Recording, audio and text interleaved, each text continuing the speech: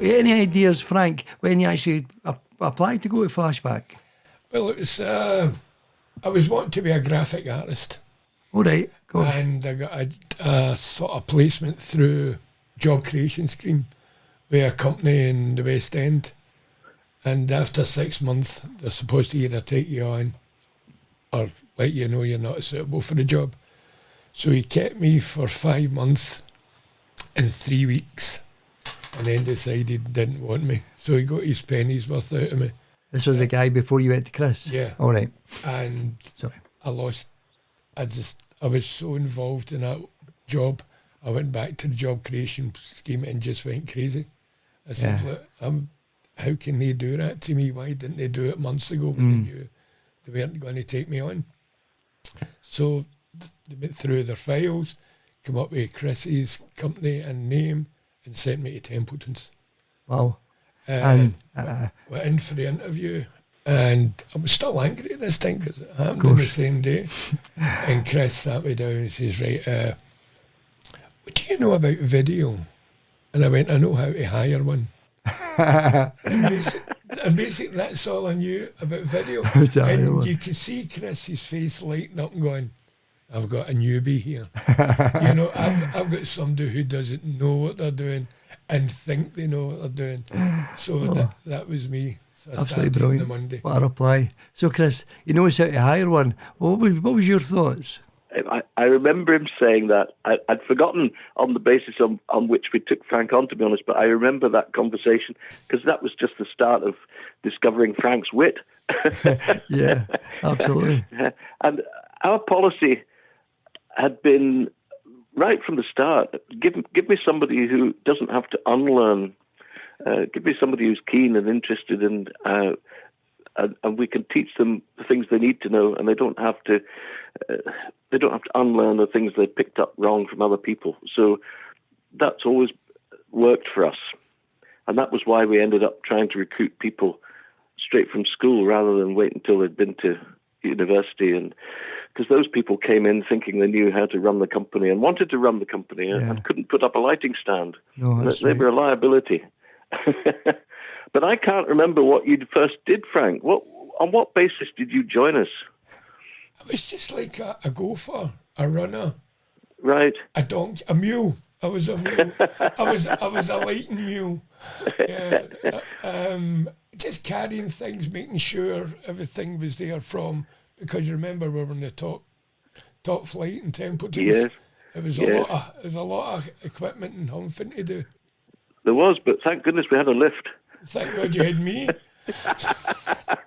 No, there was a lot of humping because the equipment was so heavy in those days. Oh, it was dreadful. Absolutely horrendous. Especially the batteries. Oh, sorry, the batteries. Oh, yes. Don't get me started on the batteries. Oh, God. Batteries the size of house bricks that ostensibly gave you an hour, but never did.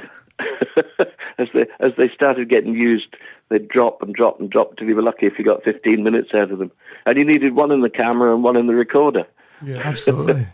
I look back and think, what the hell were we doing? We were young and foolish, of course. Well, you were foolish.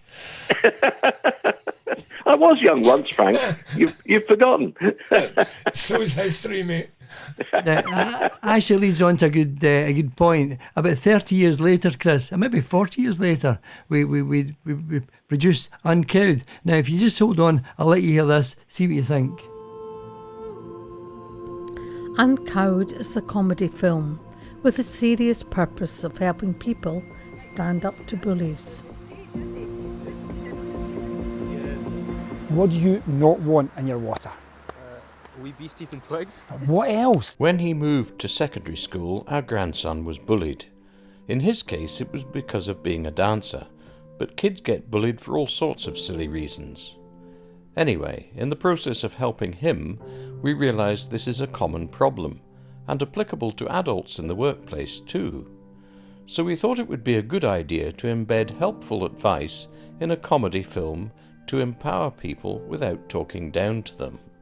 So there we go, Chris. That was your wee voiceover you gave me for the documentary. Now, Uncowed was an interesting, absolutely beautiful 2 weeks, and I think Frank would agree with me. Oh, very much so. It was, It was interesting to get back into the industry to see how much, I wouldn't say easier it's became, but how unphysical it's became, because you didn't have that. Everything's smaller. Cameras are smaller. Tripods are smaller. The lighting's smaller. And I was fantastic. I loved it. And I love seeing Ireland again, of course. Yeah, the industry has changed completely due to digital technology. It's just become, well, that's why we've got back into it again, not in a commercial sense, but the joy of being able to carry something that doesn't hurt your back, having a complete kit that you can fit in the boot of your car and turn up with, in our case, just usually Jan and myself, and we can do multi-camera shoots, and it's become such a joy. And the editing side, instead of needing tens of thousands of pounds worth of specialised editing equipment and all the cost and difficulty of keeping that running at top notch, now just able to do it on a Mac. I'm sitting in a room with 3 cameras, 4 monitors, a computer and a sound desk. You know, you would need a studio for that 20, 30 years ago. And of course, there's 2 lights as well, 3 lights. God, it's fantastic. Now, the thing is, Chris, what interested me was, now, could you tell everybody what you brought Frank to Uncowed? What was his job title was? On Uncowed? Yes. Well, what did he start out being? He said he was a humper. So I was a humper. Well, he didn't come as a humper, of course he didn't. No, of course he didn't. No, Frank does himself down because right from the get-go, Frank was interested and proved very capable in all areas of what we were doing. It extended from camera work, which he very quickly picked up, and his pack shots. There's still nobody else I know in the world who does pack shots as Frank does them. He can make the most unpromising material look great. And obviously that's part of what he's doing with his photography. And you've just got real talent there, Frank. And that became very obvious. We didn't have an awful lot of pack shots to do in the early days, but when we did, you did them, and you did them better than anybody else. And that takes great skill with lighting. It doesn't need a lot of sound skills, it has to be said, but of course Frank was able to do that. And Frank was also just the go-to man for getting planning done, because if maps are to Frank what air is to the rest of us, he can breathe maps. Mm-hmm. So he's very good at route planning and a good consistent driver too. And so in Frank we had somebody who was just so capable at doing sound, lighting, camera. And on Uncowed, well, we had our cameras taken care of, but Frank was able to do stills, of course, and look after some sound and do a lovely job with the lighting, which everybody would agree. You don't see Frank's lighting. It's so subtle. Yeah, that's right. Very much so.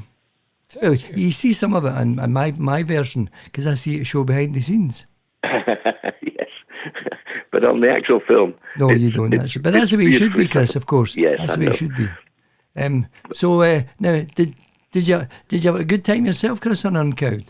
Absolutely. It was a dream come true, really, because it wasn't in our minds at the outset. There wasn't the motivation for doing it, but it proved to be a wonderful opportunity to get everybody together again. And we just picked up where we'd left off, I think. And it was unreal. There was time constraints on us, but not to the point of it spoiling what was a good day each day. And we had a lot of laughs, and we worked together so well, I think, because having done it for so long, even though it was a long time ago, we know how each other thinks, and you can just sort of you just trust things to other people, and they all happen. It's great. The shot here is the runaway car, comes through the barn door into the hay. Hay explodes. Second shot, changing. We throw straw, chicken, X-mark out. So far, that's the plan. We just don't know. And I've got to get my wee joke in again. We're shooting with pigs. I'm going to eat dogs soon. Who's doing sound today? Good luck. Right. Aye. So we're working with pigs and chickens and dogs. Talking dogs. Right, so for breakfast I had bacon and egg. I've just ate the cast. I apologise. Thank you. Again. Back to work, folks. We're going to suspend David, hopefully. If he stops screaming, we'll start rolling, and then we'll have the 2 lines, your first 2 lines in this scene, David. Yep. And then, if it's still all right for you to stay there, we'll keep you upside down just while Richard takes the camera off the tripod, runs around to the top, climbs up there, and gets the shot looking down at you. Just, You're going to have to move it. The mat will move. we'll move them. Yes. Oh, right. Okay. Well, at that point, if he hasn't fallen by then, he probably isn't going to. And Frank, you'll need to just clear shot as well. We kind of blended back again, which I think was absolutely amazing. That's the thing I wasn't ready for, was the fact that we all just blended together and we got on with the job. And I think that was tremendous. Yeah, well, I think that I've been thinking about this, and I mean, there was everybody else who set up in the early days didn't do it the way we did it. Everybody else relied on freelance people, and there's no doubt that financially that would have been a much better business model, just to hire talented people in by the yard. But I always resisted that because I felt we wanted to have like a community. I wanted people who knew what they were doing the way we were operating, and we could be dependable. We could offer a standard. There wouldn't be any doubts. And I always appreciated the fact that it felt a bit like a family. That's maybe stretching it a bit far, but there was a community spirit that I think we had. Even if people were just united in hating the fact that I was the boss, somebody had to be. So Exactly. It's always the case, Chris. When you're the boss, nobody likes you. Well, I just grit my teeth and get on with it. But I think what I'm saying is the fact that we had been together as a company for so long makes all the difference when you try and pull something together again, like on Uncowed. Because if we'd done Uncowed with freelance people, it would have just been a completely different and to some extent quite an unknown we'd be getting into, because you wouldn't know how other people would think or work or the ideas they'd come up with. So, what have you been shooting this morning, Frank? Well, I've been shooting people dancing to music, which is rubbish. No, they dance in the music. It's not my style, you know. But anyway, if it makes people happy, let's deal with it. Thank you. Thank you. Now, I have to mention here, Chris, that we had one of the early cameramen from Flashback days, Richard Higman. Indeed, we did. Our very first employee. Well, that's right, very much so. Richard came to us because his dad came to evaluate our premises, because we started the business in our attic in Rutherglen. All right, gosh. And Richard's dad was an insurance assessor with Commercial Union, and he came round just to see whether they could extend the policy to the few thousand pounds worth of equipment we were putting in the attic. And he got quite fascinated with all that we were doing. Not that there was very much to see, but he said, I think my son would be interested in this. And Richard was just leaving school, so that was the first example of somebody coming straight to us who just picked it up and became absolutely in tune with what we were trying to do. Yeah, absolutely. Well, listen, and Chris. Gone on to make a great career for himself. Well, listen, thanks very much for taking part, Chris. We'll cut this now and edit it back into the programme. Very good. Catch you later, Chris. Great to meet up again. Yes, indeed. We'll hopefully do this again before too long. I don't necessarily mean this, but we should meet up again soon. Oh, yes, we will. That'd be good. Okay. Very good. Thanks, Chris. All the best. Bye now. Cheers. Bye-bye. Bye-bye. Bye. There we go.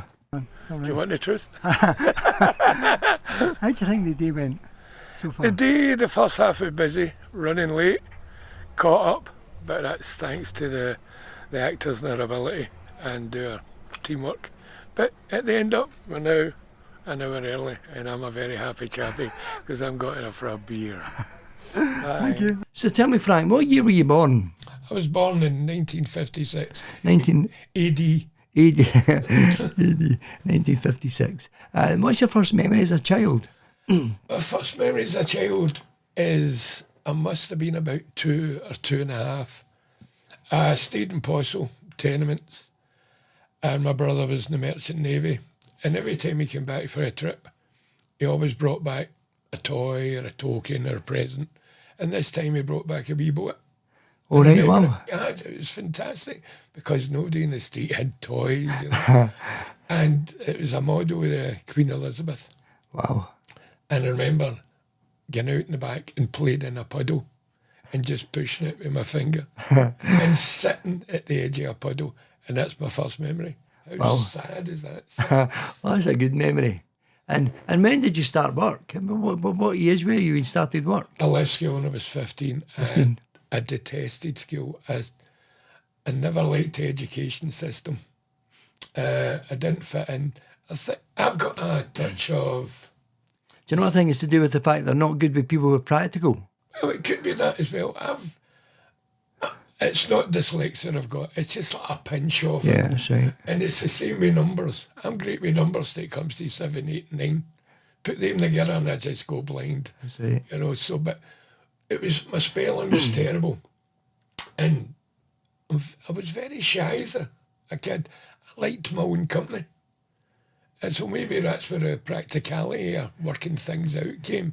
I would rather, as Chris says, I love travel and maps. Yeah. I would, they called it in Glasgow, and then dog school. I would skip school and just jump in a bus and go to the campsies and wander the campsies. It didn't matter what the weather was like. I just didn't anything to get out of being in school or term time. Yeah, quite right. And any time exams came up, I was away, nothing. So I left school. My mum worked in a pub in the town, and she served a dreamer who worked in Scottish Newcastle breweries, and they were looking for van boys. Now, for me, all over Scotland, that was a perfect job. The perfect job, of course it was. Absolutely brilliant. And what were the wages like in those days? I don't need to know In more. those days, Yeah. do you know, I can't remember. I think it doesn't really matter what the wages were. You enjoying yourself? It was just, God, you were out all day, and Of course. it was so different. Yeah, You of know, course. the driver would have a pint at every drop. You know, Well- you can't even smell a drink now, No. but they're just having a beer because that was their way of thank you. I get crisps or a pie, you look at the size of me. So that was their way of thanking you. But I enjoy being out on the road. Obviously, back in 1985, roughly, but I worked that out, is when I kind of met you in Flashback. That's correct, yeah. And You were out of Flashback at the time. well, You were that's coming right. in when we had the job on, That's right, yeah. or studio work That's with right. famous people. Yes, and now the other thing about Flashback, what's your fondest memory of Flashback? I don't know if the word fondest, but I've had some traumatic jobs, and I don't mean that work-wise, I just mean in reportage and covering. Me and Chris were the second crew to arrive at Dunblane after the tragedy up there. God, I forgot about that. And it's burnt into my brain. I can remember everything about that shoot. So it's not a fun. Yes, because Chris had the facility, because he had the Betacam to go to these things. Yeah. Well, we were in the studio when Jan got a phone call from Rome. Rome. Yeah. Gosh. It said if you got a crew available in central Scotland. And we were just pottering about, fixing things as usual. And Chris, being Chris, grab everything we had, because we didn't know, we just knew it was an incident somewhere north of Stirling. So we drove and we were getting feedback to where we were going to. And then we got to the main roundabout just outside Dunblane, north of Stirling. And the police said, you can't go any further, there's been an incident. And Chris said some sort of jargon, it must be news speak. And they opened the gate and they let us through. We got as far as we could, but then it was all emergency vehicles. Chris says, you take the wheel. And he grabbed 2 batteries, 2 films, 2 tapes. 2 cassettes. 2 cassettes, yeah, and the camera, and ran. Now, you know how heavy that equipment Oh, absolutely, was. yes. And he ran, it must have been over half a mile. Jesus. Well, I sat, and then, of course, I've got to find them Yeah, after of course, that. yeah. And you don't, so the story's starting to leak Yeah. on the national news. There's been a shooting. Wow. You know, at a school. So the police, you could only go so far. So we met up with Chris and it was fine. The next 4 days were absolute hell. Yeah, I bet you. That's when I realised the media is a circus and it's manipulated Mm. and it's shocking. They don't give a damn about the public. They just want that story. Yeah, I know. The guy who, Been there, done it at the pie. It's absolutely horrendous. And the main reason I get out of it was because I didn't enjoy doorstepping people who had lost, let's say, a loved one. And not only that, you think to yourself, why are we imposing in these people's lives?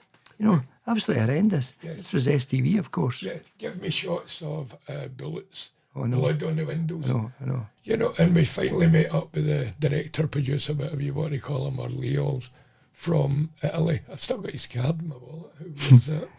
And So is this for Italian television then? no, it was for, oh God, I can't remember the name. It was a huge company. Oh, it's okay, don't worry. And I'll come back to you. we'll come back to us. I can still see his card. And as you were saying, the doorstepping. Mm.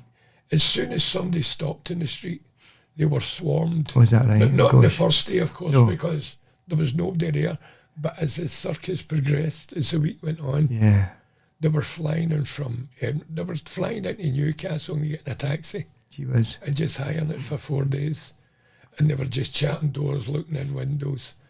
And it came to a head on the Friday evening. There was a vigil at Dunblane Cathedral. And he wanted us to vox pop people all the way up and down the line.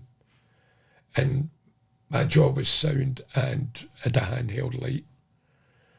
And they were shining it to people's faces and I just couldn't do it anymore. Mm. And I just shut the barn doors, put it off and says, Chris, I've had enough. And we just let, and the Italian wasn't too happy. But you could see the people's faces. Oh, I know. That we've put up with it for 4 days and we went, that's enough, let's just go home. Yeah, that's quite right, Frank. I know. A good thing with you is, Frank, you're very honest. And you let your feelings known. You're professional, you've got a job to Yeah, do. that's right. But there's a line, there's a limit, there's people's can only take so much. Yeah, absolutely. Very much so. So we thought it was time to leave. And we did leave. The people don't understand it.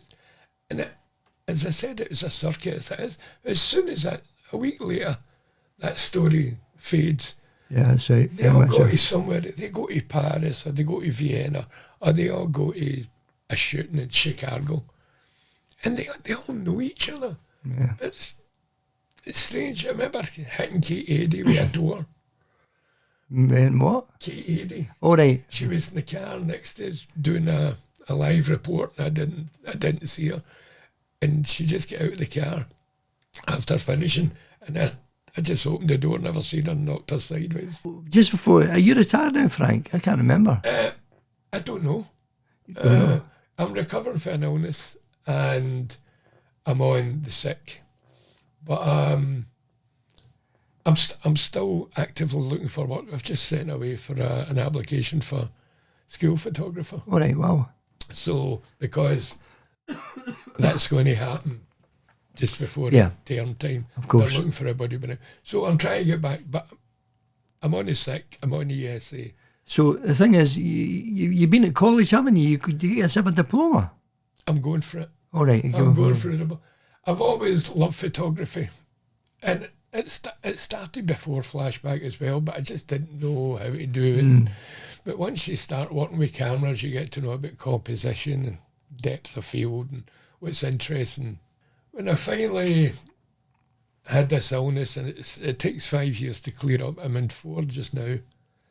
I needed something to do. I can't sit in the house. No, fair dues. I really go nuts, you know. I jump in a bus, I'll go somewhere just for help. And then I got a decent camera with the money I get paid off with my last job.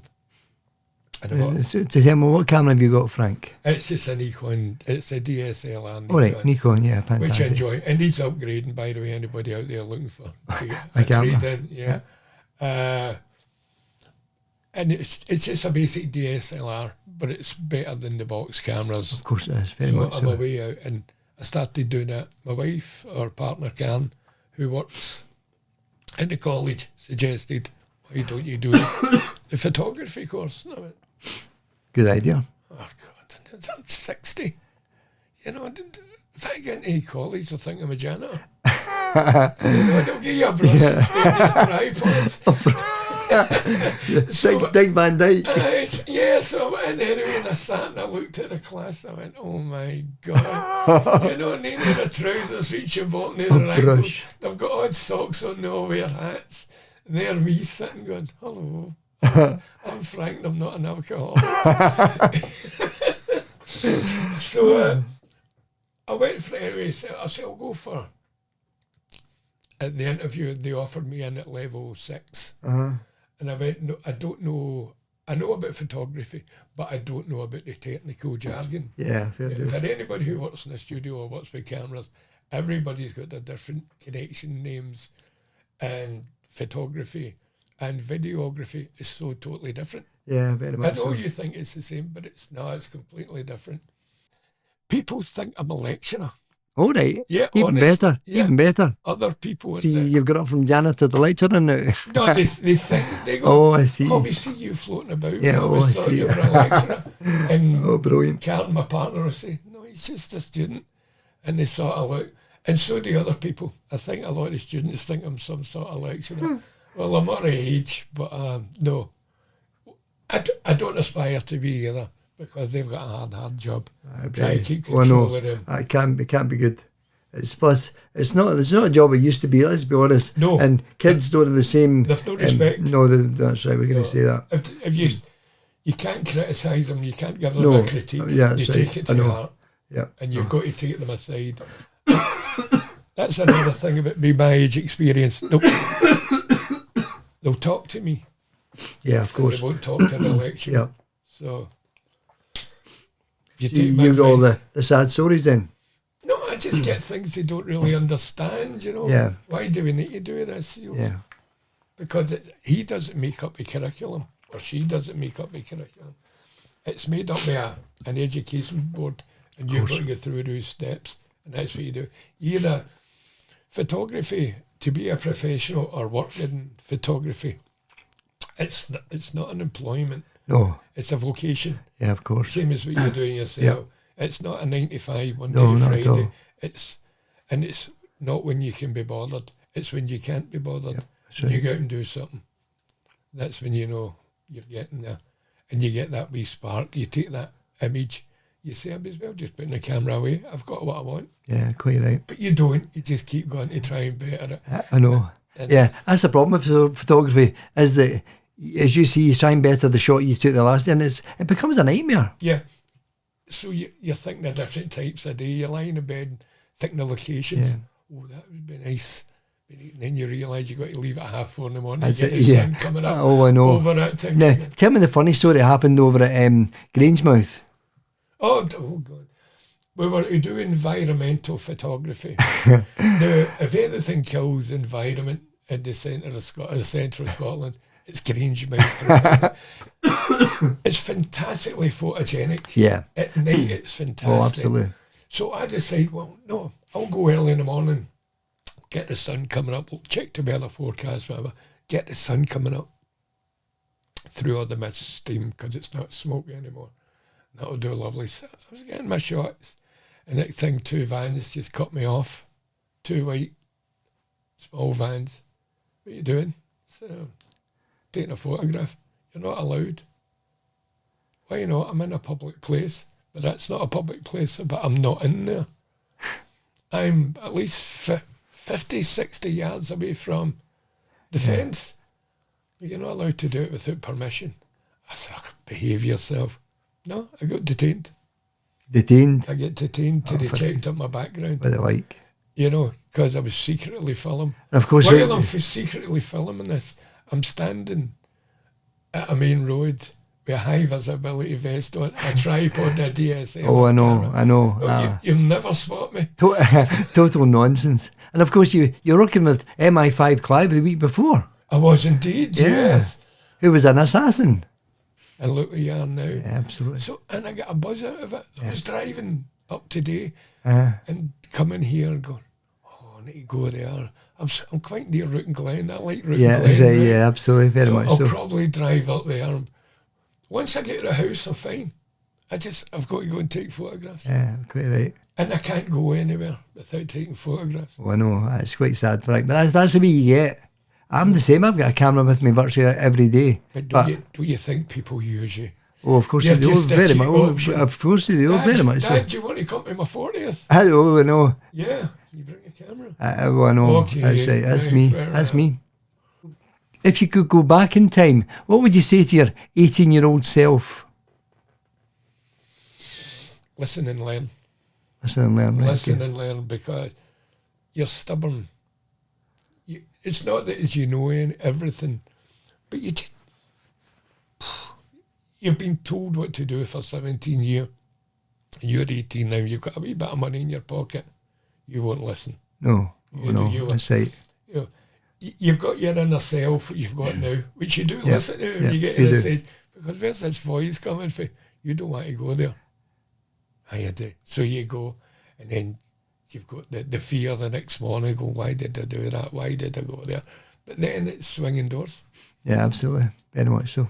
Listen, thanks very much, Frank. That was lovely. And had that lovely half-hour conversation. Thank you, and I thoroughly enjoyed it. Now I can get mowing back on you because I have my camera, and I'm going to use you for portraiture, so I need about 10 shots of That's you. all right. Can know No you're working problem. hard. It's easy peasy. Thank you very much, Okay, Phil. thanks And for it. thank you very much, Chris. Oh, well, thank you.